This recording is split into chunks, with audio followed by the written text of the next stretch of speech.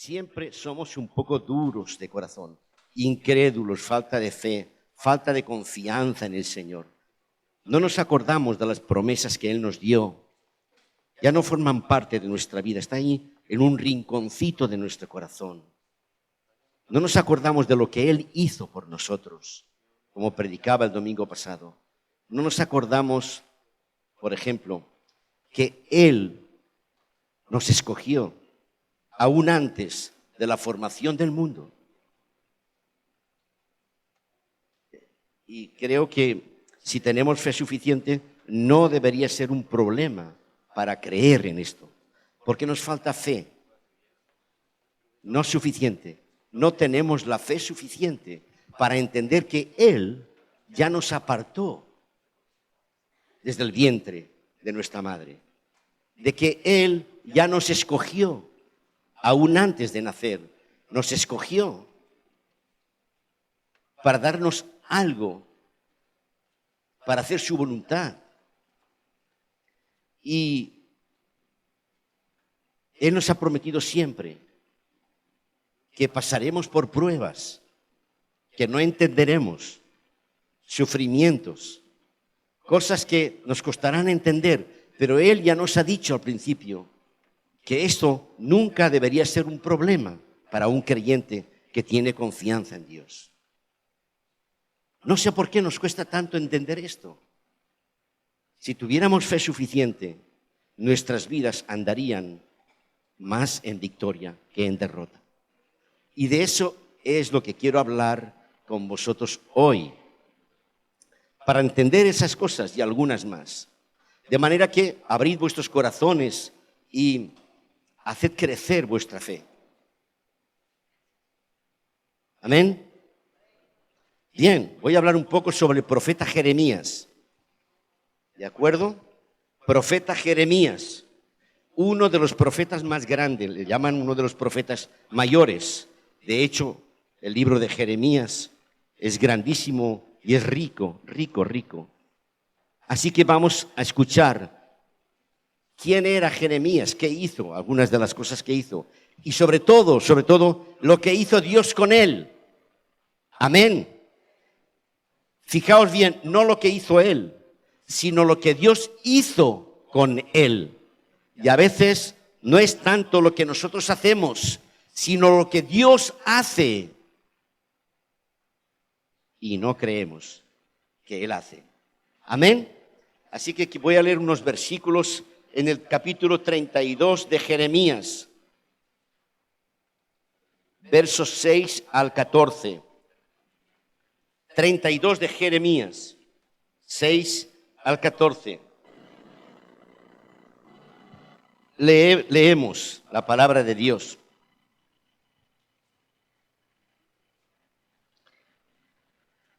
Jeremías respondió: la palabra del Señor vino a mí y me dijo: Hanamel, hijo de tu tío Salún, vendrá a pedirte que le compres el campo que está en Anatot, pues tienes el derecho y la responsabilidad de comprarlo por ser el pariente más cercano. En efecto, conforme a la palabra del Señor, mi primo Hananel vino a verme en el patio de la guardia. Jeremías estaba preso, ahí en el patio. Estaba preso hacía tiempo. Y me dijo: compra ahora mi campo que está en Anatot, en el territorio de Benjamín, ya que tú tienes el derecho y la responsabilidad de comprarlo por ser el pariente más cercano. Entonces comprendí que esto era palabra del Señor y le compré a mi primo Hanamel el campo de Anatot por 17 monedas de plata. Reuní a los testigos, firmé la escritura, la sellé y pagué el precio convenido. Luego tomé la copia sellada y la copia abierta de la escritura con las condiciones de compra y se las entregué a Baruc, hijo de Nerías, y nieto de Mesaías, en presencia de Hananel, de los testigos que habían firmado la escritura y de todos los judíos que estaban sentados en el patio de la guardia. Con ellos como testigos le ordené a Baruc: así dice el Señor Todopoderoso, el Dios de Israel: toma la copia sellada y la copia abierta de esta escritura y guárdalas en una vasija de barro para que se conserven mucho tiempo. Aquí esta es una historia pequeñita, ¿no? Un capítulo de la vida del profeta Jeremías, y si lo sacamos de contexto, yo lo he sacado de contexto. Vemos un acto normal, ¿de acuerdo? Un primo del profeta, un primo hermano, viene y le dice al profeta que le compre una tierra, un campo, fuera de las murallas de Jerusalén. Y él reúne los testigos, el notario de aquella época, escriben, todos los que pasaban por ahí, así se hacía, ¿no? Se ponían ahí, miraban y eran testigos, y pone el sello, hace 2 copias y lo ordena guardar el profeta. Y le compra por 17 monedas de plata. Ese es un acto normal, ¿verdad? ¿Sí? Bien, entonces vamos a apartar esto ahora un poco y os diré un poco quién era Jeremías, ¿de acuerdo? Como he dicho, Jeremías era un profeta que llevaba casi 30 años profetizando a todo el pueblo que Israel sería destruida, que Nabucodonosor vendría, sitiaría la ciudad por años, la ciudad caería en hambre, en enfermedades, se comerían unos a otros, se comerían los niños. Incluso llegaría el momento en que tendrían que comerse los excrementos de los caballos. Y al final entrarían las tropas, destruirían todo, incendiarían Jerusalén, se llevarían a todo el mundo preso y de Jerusalén no quedaría nada. ¿De acuerdo?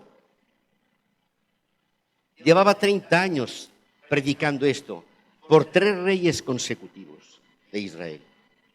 3 reyes. Uno se murió, luego otro y luego otro. Y como nadie le hacía caso, pues ahí estaba Jeremías entrando y saliendo de la cárcel. Le quería matar todo el mundo. Y en ese contexto, ahora, vuelvo a coger lo que he dicho antes y lo pongo dentro del contexto, ¿de acuerdo? De manera que Jeremías la habían sacado de una cisterna porque le habían echado allá para que muriera. En el fondo de una cisterna le habían echado allá para que se ahogara y muriera. Y alguien tuvo piedad de él y al cabo de días le sacaron de la cisterna y le pusieron ahí en medio de la plaza. Así que lo que había profetizado Isaías por 30 años estaba sucediendo en aquel instante. Israel estaba sitiada desde hacía más de 1 año por las tropas del rey Nabucodonosor. Se estaban comiendo unos a otros. Él estaba medio muerto, en medio de la plaza, con cadenas. Estaba ahí. Y todo el mundo escupiéndole y todo eso. Así estaba él. Y en esas circunstancias de duelo, de miseria, de hambre, de pestilencia, rodeados por un ejército, ahí, en esas circunstancias, es cuando el Señor le dice: prepárate porque vendrá tu primo a venderte un huertecillo que tiene fuera de la ciudad, donde estaban las tropas. Vendrá a vértelo y tú tienes que comprárselo. Entiende bien, ¿eh? Las tropas sitiando, todo el mundo pasando hambre, y Dios le dice: prepárate y cuando venga tu primo se la compras. y le das 17 monedas de plata. Así que, como le había dicho el Señor, eso sucedió. Al cabo de poco tiempo viene su primo y le dice, me tienes que comprar el trozo de tierra que tengo ahí, donde están los enemigos. ¿Verdad, no? Y uno podría pensar, qué jeta, qué cara más dura tiene su primo hermano. ¿Sí o no? Porque él sabía que todos iban a morir. Él sabía que la tierra que tenía él ya no era suya, eran de los enemigos. Y que dentro de poco ya no habría nadie para cuidar esa tierra. ¿Sí o no? Y viene ahí su primo y delante de los testigos le dice al pobrecito que estaba ahí, cómprame esa tierra. Mayor miseria no es posible, ¿verdad? Pero él aún así, como Dios le había ordenado, el profeta reúne a los notarios, a los testigos, a todo el mundo de ahí de la plaza y hace la escritura, las copias, lo sella, lo firma su primo, le da el dinero y le dice al notario, toma y guárdalo en una vasija, porque un día esto será mío.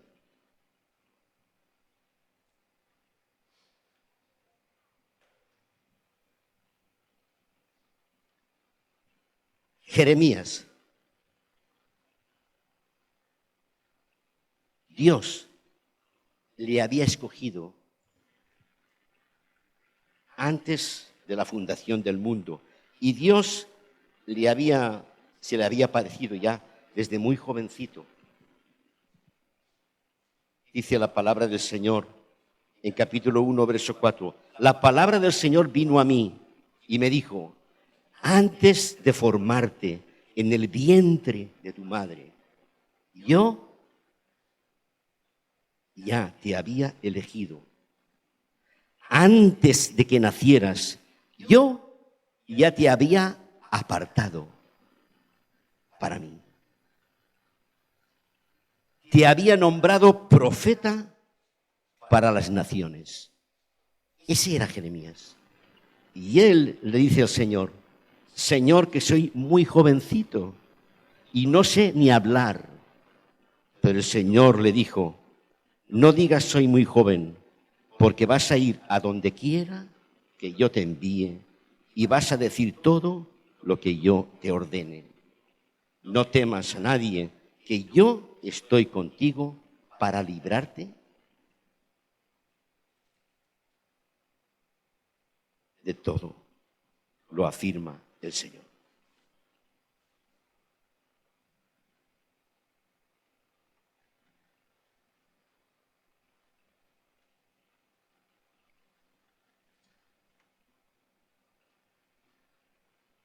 Y además le dijo, verso 17 al 19, capítulo 1, pero tú, cuando eras joven, tienes que prepararte. Ve y diles todo lo que yo te ordena. No temas ante ellos, pues de lo contrario yo haré que sí los temes. Porque yo hoy te he puesto como ciudad fortificada, como columna de hierro y muro de bronce. Te he puesto contra todo país, contra todos los reyes de Judá, contra sus autoridades y contra sus sacerdotes y contra la gente de todo el país. Pelearán contra ti, pero no te podrán vencer, porque yo estoy contigo para librarte. Ese era el profeta que estaba ahí y que le compró su tierra a su primo. Ese era, y llevaba 30 años, por eso le dicen el profeta llorón, porque él desde jovencito profetizó y profetizó y profetizó y nadie le hacía caso. Dice la palabra, puedo daros los versículos, pero no me da tiempo. Sus vecinos le odiaban, su familia le sacó fuera de casa. Los sacerdotes y los profetas le hacían desprecio y no hay nadie que creía en él. Los 3 reyes que profetizó querían matarle. Sus amigos le abandonaron. todo el pueblo le giraba la espalda. Y el rey quería matarlo, como ya he dicho. O sea, ¿cómo no iba a llorar el profeta? No tenía a nadie. ¿Cómo no iba a llorar el profeta? No tenía a nadie. Pero el Señor, desde jovencito, le había dicho: no te preocupes, porque yo estoy contigo. Pelearán contra ti, pero no te vencerán. Los reyes se alzarán contra ti y no podrán hacer nada, porque yo te libraré de todas las cosas. Ese era el profeta.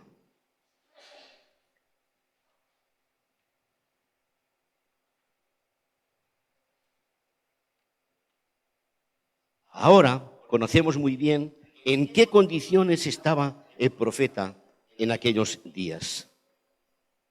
Entonces, en ese contexto, el Señor quiere hoy mostrarnos algunas lecciones, a ti y a mí en esta mañana. Porque lo que le pasó a ese profeta hace 3000 años, aproximadamente 3000 años, lo que le pasó a ese profeta, hoy más o menos, o de otra manera, las mismas circunstancias pueden pasarte a ti y a mí.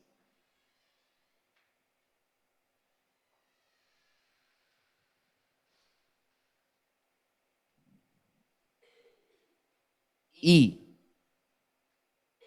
al igual que al profeta, Dios está mirando tu vida y la mía para ver cómo reaccionas tú delante de una circunstancia adversa. Ni tú ni yo estaremos en el patio de una cárcel ni sacados de una cisterna. Pero si os digo que aquí hay personas que llevan años sufriendo, ¿tiene sentido? Si hay personas aquí que han sido despreciados por familiares o por amigos, que están sufriendo, que se preguntan, aún siendo creyentes, parece que el Señor me ha abandonado.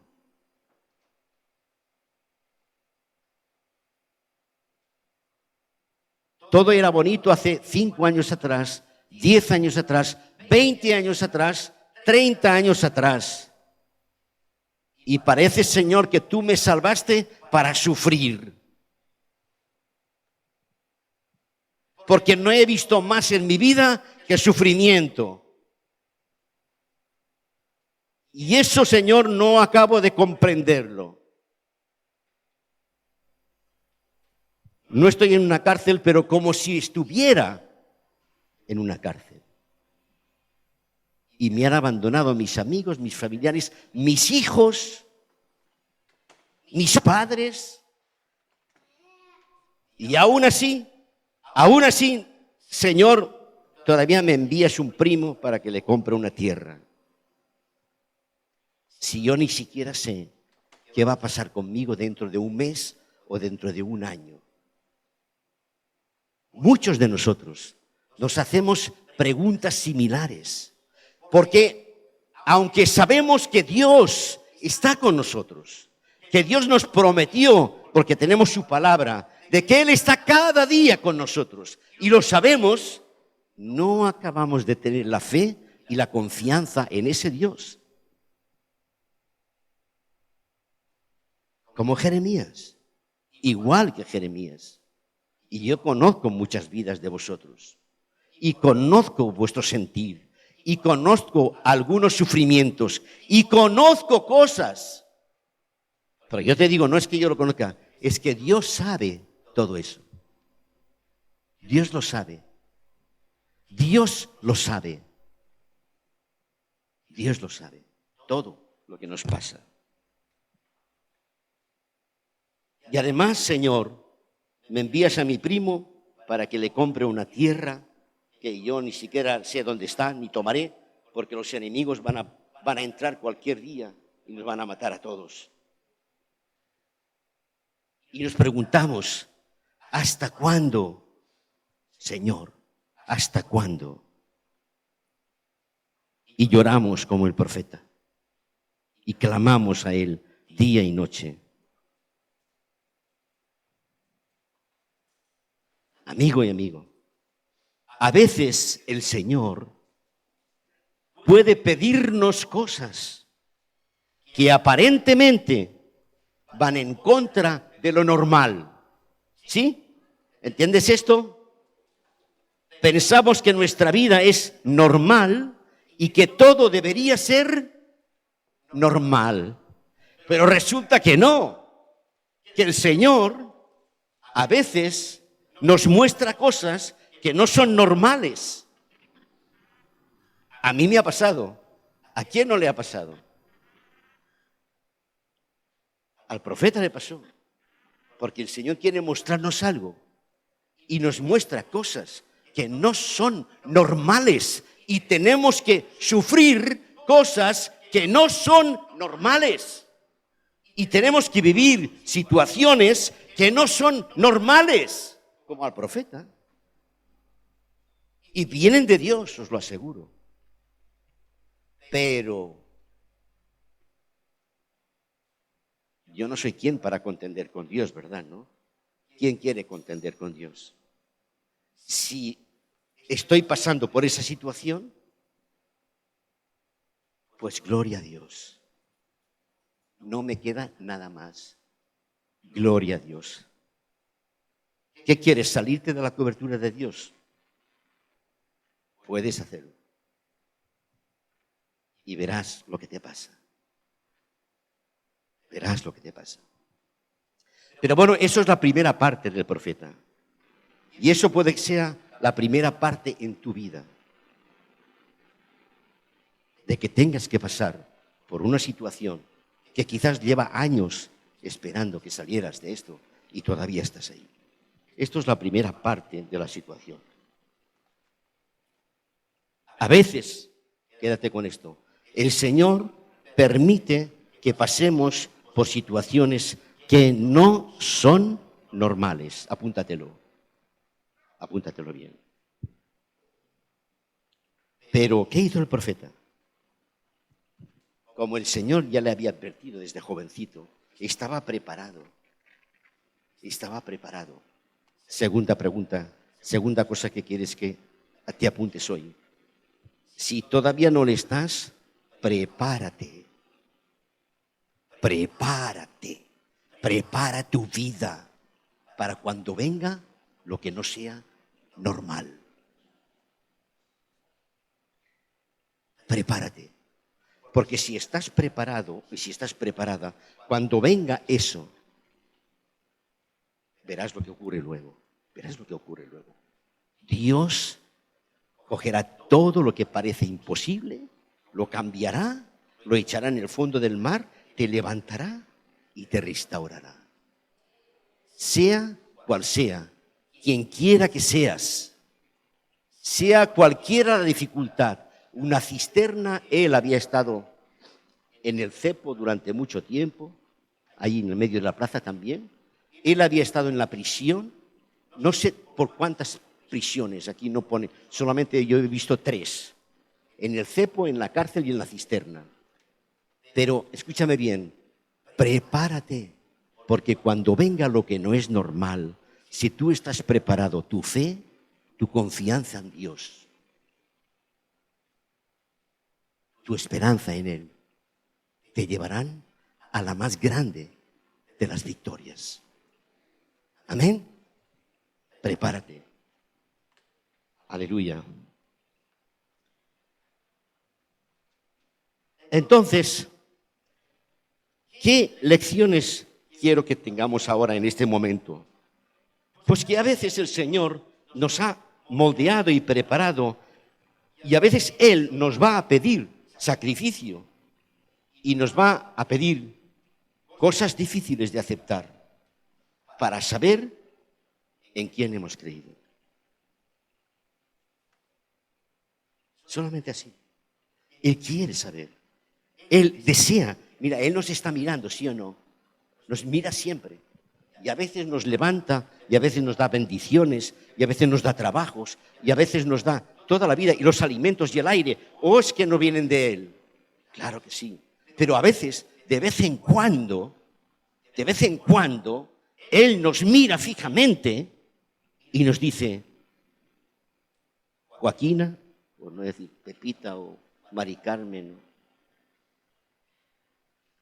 prepárate, porque yo te miro y ahora quiero saber exactamente cómo vas a reaccionar en esta prueba. Nos mira.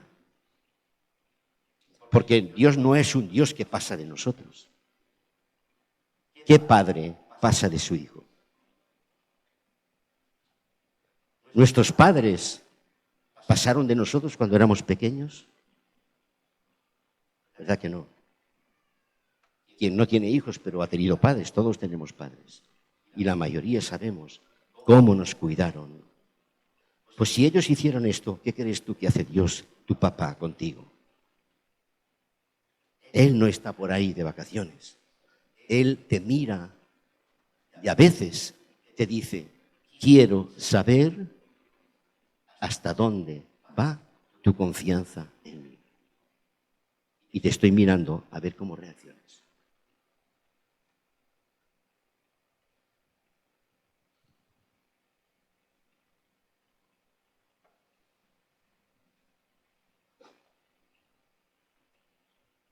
Cuando todo parezca extraño y en contra, debemos hacer la voluntad de Dios de la forma más ordenada posible, como si todo estuviera a nuestro favor.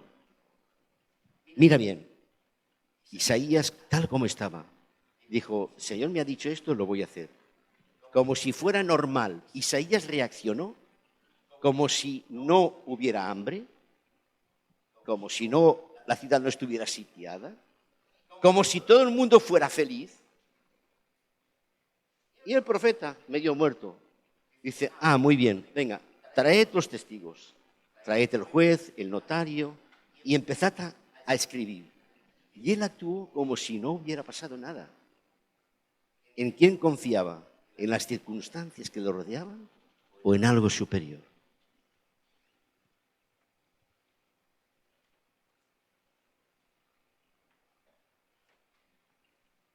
Era tan fuerte su confianza en aquel que le había prometido que nunca le dejaría, que todo lo que le rodeaba para él no tenía ninguna importancia.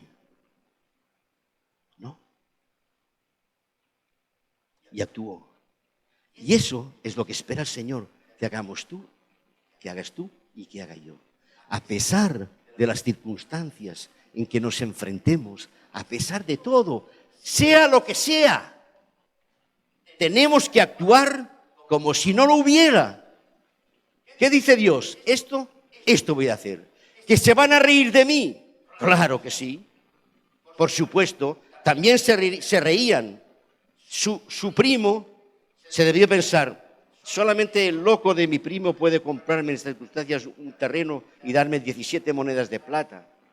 Y aquellos testigos, viendo lo que había, debieron pensar, este profeta está loco. Y todo el mundo se reía de él, pero él aceptó la circunstancia. Y, como veremos luego, alguien al final pudo pensar, pues anda, ese profeta, ¿sabes qué? Pues no estaba tan loco. No estaba tan loco. Y los que se reían de él debieron pensar, al final ese es el que se ríe de nosotros. Y muchas veces nos cuesta entender esto. Y puede que muchos, algunos de nosotros alguna vez, veamos la cara de las personas que como que nos sonríen, ¿verdad? Pobrecita, pobrecito, si supiera realmente lo que... ¿Sí o no?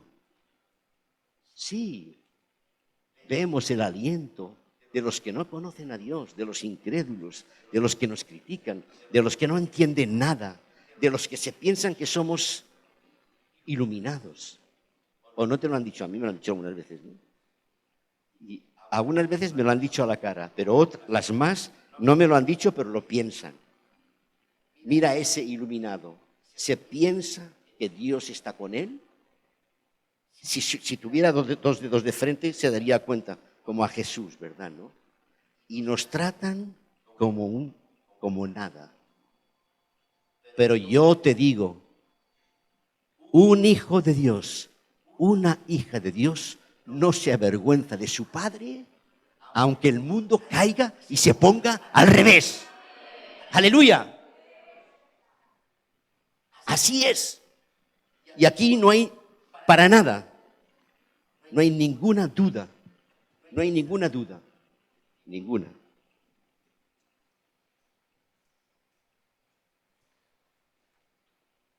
A veces, pueden pasar 7 años, 7 meses o 7 días, o 70, es igual. Pero si Dios dice que se cumple, se cumple. Y ya está. ¿Sabes?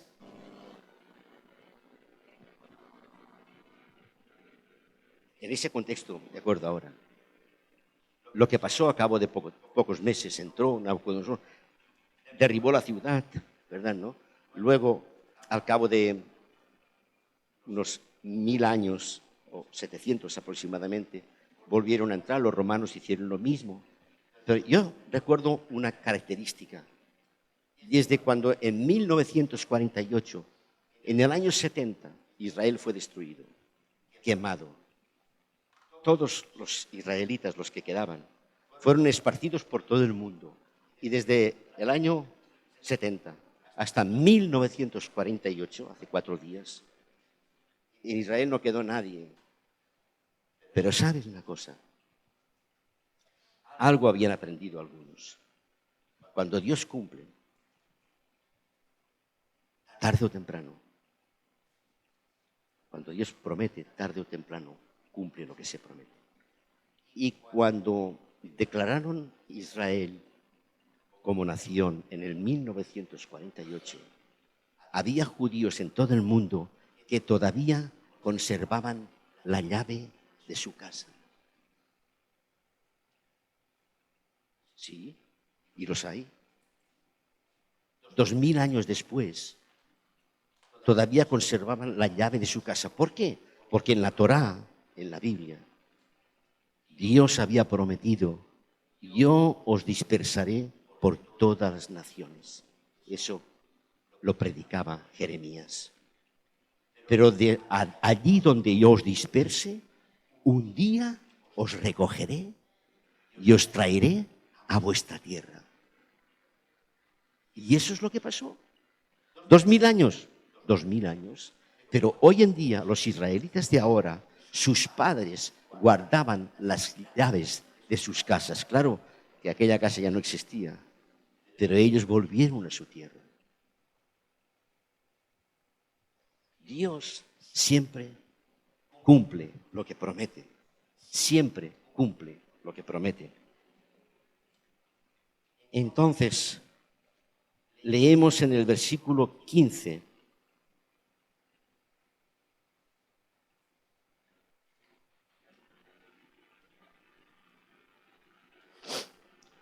Lo que decía yo. Porque así dice el Señor Todopoderoso, el Dios de Israel: de nuevo volverán a comprarse casas, campos y viñedos en esta tierra.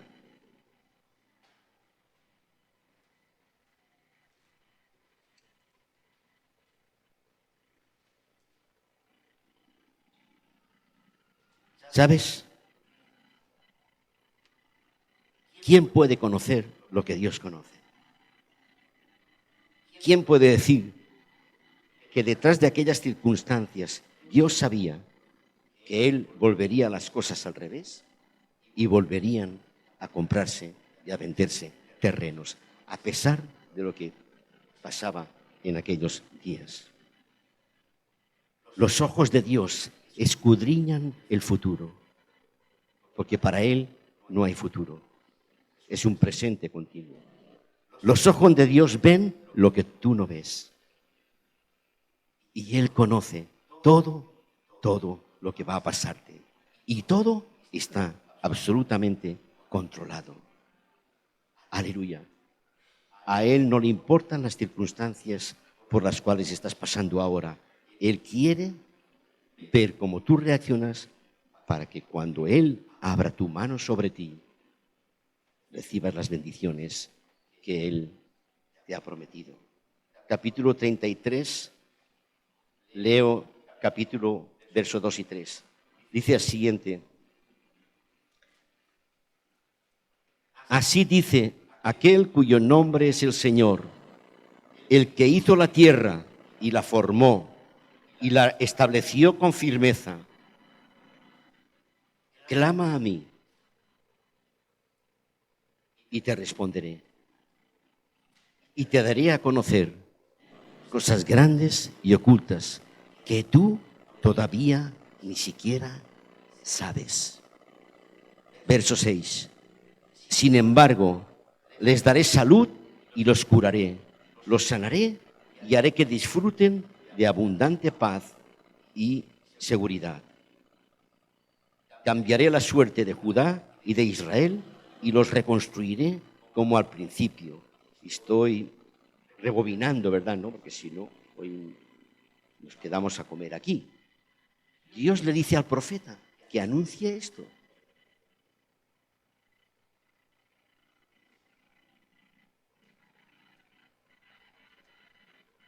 He aquí el secreto de por qué el profeta podía aguantar tantos años en un ministerio tan triste y desagradecido. Porque Dios le decía: te haré sufrir, pero no te preocupes, porque luego te restauraré. ¿Qué es lo que nos interesa a nosotros? No es el sufrimiento de ahora, es la restauración futura de Dios con cada uno de nosotros. Escucha bien, no es el sufrimiento de ahora, no es el porqué de ahora, no es la prueba, no es la cisterna, no es el cepo, no es las burlas, eso no es nada. Sino lo que realmente me importa a mí y a ti es la restauración que Dios tiene para cada uno de nosotros. Porque no hay ni uno solo en la tierra que Dios no tenga pensado restaurarle. Ni uno solo. En esta tierra, ya no digo la esperanza futura. Entonces, digo yo, que nuestra fe sea fortalecida, que nuestra esperanza no mengüe, que no miremos lo que ahora tenemos a nuestro lado, que no miremos si han pasado 3 años o 30, me es igual, yo miro en el futuro y sé que un día el Señor me restaurará de todo, y me dará lo que yo tengo merecido. Aleluya, amén. Estoy terminando. Nuestro Padre, ¿estás pasando por pruebas? ¿Estás pasando por algo que no entiendes? ¿Cuál es la respuesta del Señor? Clama a mí y yo te responderé. ¿Estás triste? ¿Tu corazón está enfermo? ¿Cuál es la respuesta del Señor?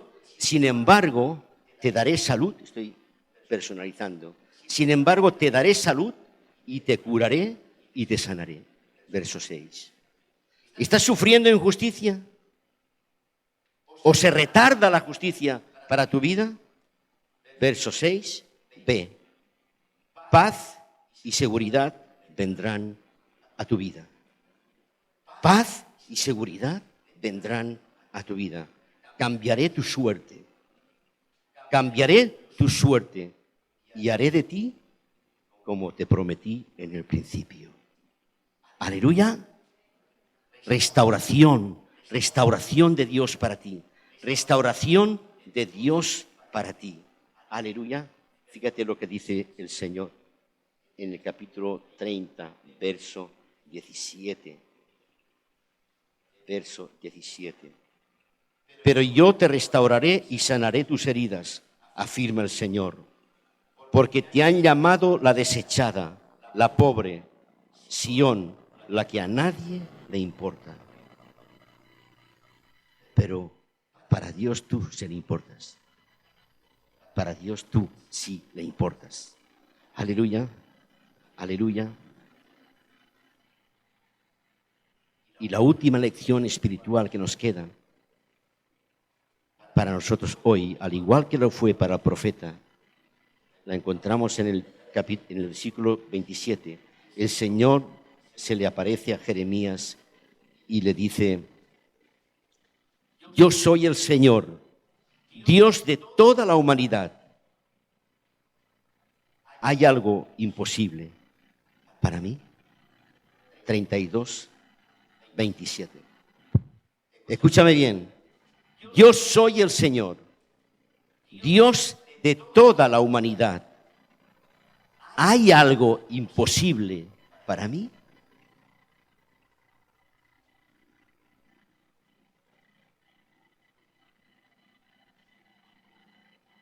¿Hay algo imposible para mí?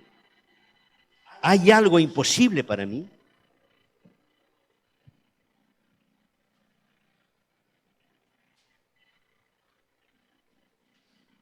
¿Sabes lo que le pasó a Jeremías? ¿Tú no sabes lo que le pasó? Yo te lo voy a decir. Si sigues leyendo en tu casa. Nabucodonosor entró en la ciudad. Quemó la ciudad. Los 4 que quedaban se los llevó esclavos. Los sacerdotes falsos y los profetas falsos fueron muertos. El rey que se burlaba de Jeremías, Nabucodonosor, le sacó los ojos y se lo llevó encadenado para Babilonia, y allí murió.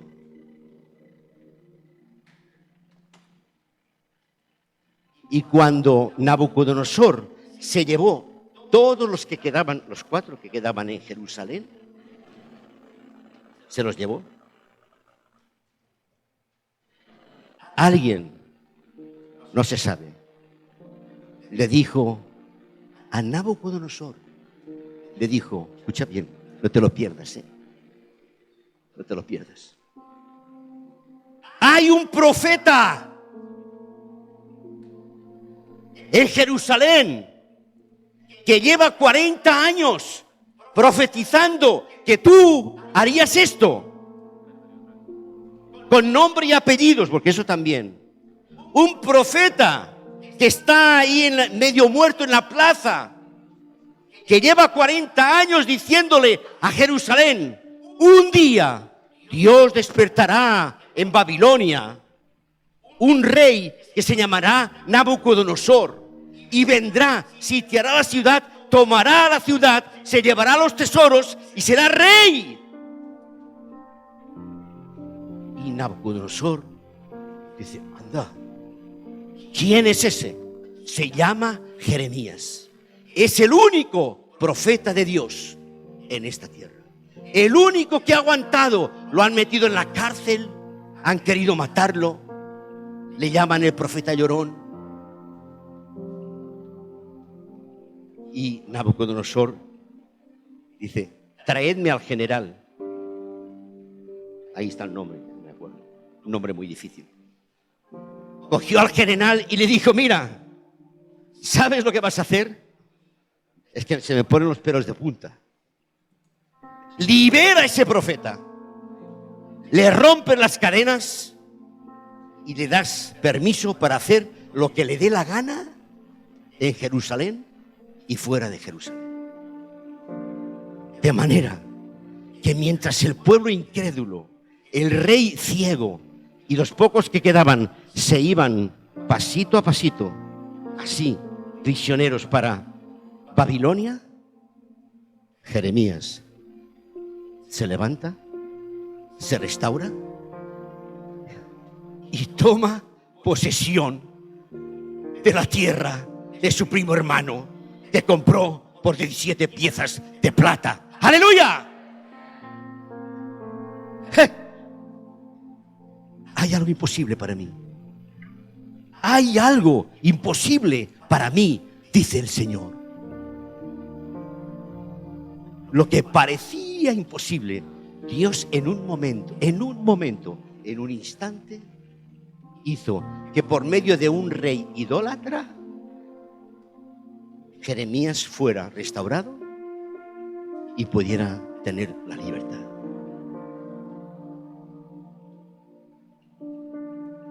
¿Sabes? Yo creo en el Dios de Jeremías y en el Dios de Elías y en el Dios de David, en el Padre de Jesucristo, mi Señor y mi Salvador. Y ese Dios es el que me ama, el que me ha hecho su hijo y su hija. Y ese Dios me dice, hay algo imposible para mí. Yo te libraré, te sacaré de la cisterna, te daré todo. Lo único que te pido es que tengas absoluta confianza en mí. Nos levantamos.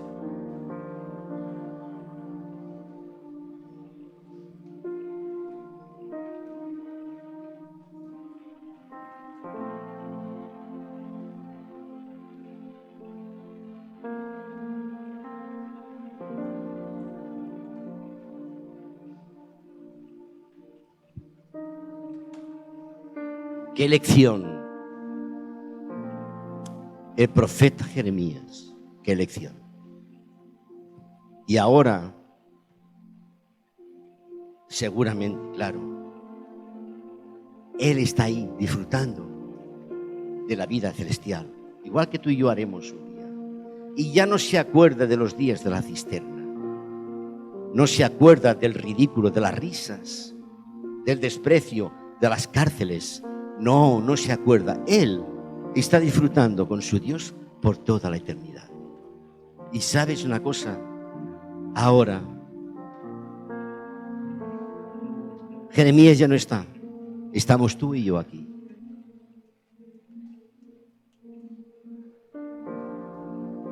Ahora nos toca a nosotros. Es nuestra oportunidad. ¿Cómo reaccionamos delante de lo negativo? Delante de lo que no entendemos. Ahora Dios te está mirando a ti y me está mirando a mí. ¿Cómo reaccionas, hija mía, hija mía? Yo te estoy mirando. Igual que un día miré a Jeremías, ahora te toca a ti. ¿Cómo vas a reaccionar? ¿Vas a confiar en mí? ¿Vas a levantarte y vas a confiar en mí? Todavía tengo muchas cosas para ti. Tú podrás habitar la tierra que yo te di desde antes de la fundación del mundo. Yo ya te conocía, yo te levanté, yo ya te llamé. Al igual que Jeremías, hoy te dice Dios a ti, tengo un llamado para ti. Tengo una tierra para ti. Escríbelo en las tablas de tu corazón. Séllalo. Haz una escritura. Haz copia de la escritura delante de testigos, delante de familiares, de hijos, de padres. Es igual. El Señor me ha prometido esto y yo lo sello. Yo lo sello y creo en Él. Y confía en Él. Confía en Él porque un día, Él te va a dar lo que te prometió. Y no hay circunstancia difícil para nadie porque el Señor te dice, ¿habrá algo imposible para mí? Santo eres, Señor. Santo eres, Señor. ¡Oh, gloria! ¡Aleluya! ¿Habrá algo imposible para mí? ¿Cuántas veces el Señor te repetirá esto? Las que sean 10, 20, 100, 1000. ¿Habrá algo imposible para mí? Nada hay imposible para mi Dios. Nada hay imposible para mi Dios. Tú eres como Jeremías. Yo soy como Jeremías. Yo soy como Jeremías. Díselo al Señor. Aleluya. Yo soy como Jeremías. Aleluya. Créelo en tu corazón. Yo soy como Jeremías.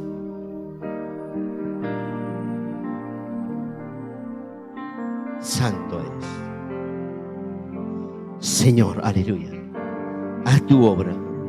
Haz tu obra en esta mañana. Haz tu obra en esta mañana, Señor. Ahuyenta a los enemigos. Ahuyenta las persecuciones. Saca de nosotros la aflicción. Aleluya. Aleluya. Saca de nosotros la aflicción, Señor. Santo eres. Oh Dios. Restaura. Restaura en esta mañana. Restaura en esta mañana, Señor. Toca nuestro corazón. Toca nuestro corazón. Aleluya. Levanta tus manos y alaba al Señor. Levanta tus manos. Aleluya.